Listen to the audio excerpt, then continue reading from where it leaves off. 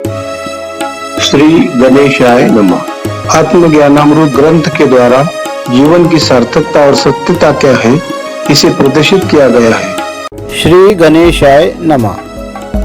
श्री आत्मज्ञानामृत ग्रंथ समस्त धर्म ग्रंथों का सार, भाग 19। आत्मा के दरवाजे को तू बंद कभी न होने देना, धर्म के पथ पर जब हो चलना, अहंकार तू कभी न करना। अटूट श्रद्धा रख ले हरि पर, निरंतर उसका चिंतन करना, ईश्वर स्वयं दर्शन दे दे, ऐसे भाव से भक्ति करना। श्लोकार्थ। पंच तत्वों से बने माटी के पुतले को संचालित करने के लिए परमात्मा ने जिस तेजोमय शक्ति को शरीर के भीतर डाला है, उस शक्ति को हम आत्मा के नाम से जानते हैं। इसी आत्मा की शक्ति को पूर्ण विकसित करने से हम परमात्मा के साथ एकमय स्थिति को प्राप्त कर सकते हैं। इसलिए संतजन हमें कहते हैं कि हे मनुष्य, तू अपने भीतर सभी प्रकार के विकारों को शत्रु जानकर उस पर ज्ञान रूपी शस्त्र का प्रयोग करके उसका नाश कर। ऐसा करने से तेरे आत्मा का दरवाजा खुला होकर तुझे अपने भीतर असीम शांति का अनुभव प्राप्त होगा। इसलिए तुझे अहंकार का सर्वथा त्याग करके धर्म के मार्ग पर चलकर मन में अटूट श्रद्धा रखते हुए भक्ति भाव से इस प्रकार भगवान की आराधना करनी चाहिए कि तेरी भक्ति परिपक्व होकर स्वयं परमात्मा तुझे अपने वास्तविक स्वरूप का दर्शन दे। अपने आप को यंत्र मानकर फल श्री चरणों में अर्पित करना, पूर्ण मौन की स्थिति अपनाकर तू मन को सदा एकाग्र करना। मन में ना कोई चाह रखकर निष्काम भाव को साकार करना, सत्संग को सर्वोच्च मानकर जीवन में प्रेम अभिव्यक्त करना। श्लोकार्थ। हर मनुष्य को चाहिए कि वह परमात्मा पर पूर्ण विश्वास रखते हुए अपने आप को निमित्त मानकर अपने द्वारा कमाए हुए धन को प्रभु के चरण कमलों में अर्पण करे और जहाँ बोलना आवश्यक हो वहाँ बोलकर बाकी समय मौन की स्थिति धारण करते हुए अपने मन को एकाग्र करने का प्रयास करे। साथ ही व्यक्ति को अपने मन में किसी भी प्रकार की कामना न रखकर निष्काम भाव से कर्म करते हुए जीवन में हमेशा संत पुरुषों के वचनों पर अमल करना चाहिए और सत्संग को सर्वोच्च आधार मानकर परमात्मा को पाने के लिए निष्काम भाव से भक्ति करके संसार में जन समाज के लिए भलाई के कार्य करते रहना चाहिए। मन वचन पर अड़िग रहकर अहित किसी का ना करना, पराई वस्तु को अपना कहकर चोरी कभी तू ना करना।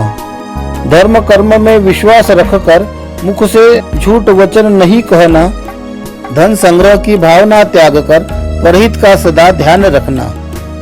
श्लोकार्थ। परमात्मा के प्रेम को पाने की इच्छा रखने वाले जिज्ञासु व्यक्ति को धर्म के मार्ग पर चलते हुए अपने प्राणों की आहुति देना पड़े तो भी अपने मार्ग से विचलित नहीं होना चाहिए। साथ ही मन की पूर्ण सहमति से अपने द्वारा लोगों को दिए गए जन कल्याण के आश्वासनों को पूरा करने का प्रयास करना चाहिए। किसी भी पराई वस्तु पर अपना अधिकार जमाने का कतई प्रयत्न नहीं करना चाहिए। धर्म संबंधित कार्य करते समय मुख से कभी भी असत्य वचन नहीं कहना चाहिए तथा जीवन में आपके पास आवश्यकता से अधिक धन संग्रह हो तो परहितार्थ के लिए उसका उपयोग करना चाहिए। अपने चरणों की धूल समझकर प्रभु हमें अपने पास रखना। कई जन्मों से भटक रहे हैं, अब अपनी कृपा दृष्टि में रखना। बुरे विचारों से हमको बचाकर आप हमारी रक्षा करना। 5 लुटेरे सदा पीछे पड़े हैं, उनकी साजिश नाकामयाब करना। श्लोकार्थ। एक सच्चा भक्त भगवान की भक्ति करते हुए प्रार्थना करता है कि हे विश्व विधाता परमपिता परमात्मा, आप हमें अपने चरणों की धूल समझकर सदा अपने पास रखना। कितने जन्मों से भिन्न भिन्न प्रकार की योनियों को भोग कर अब आपने हमें जो मनुष्य का जन्म प्रदान किया है, इस जन्म में आप हमें भक्ति का वरदान देकर आवागमन के चक्कर से मुक्त करके हमेशा अपनी छत्र छाया में रखना।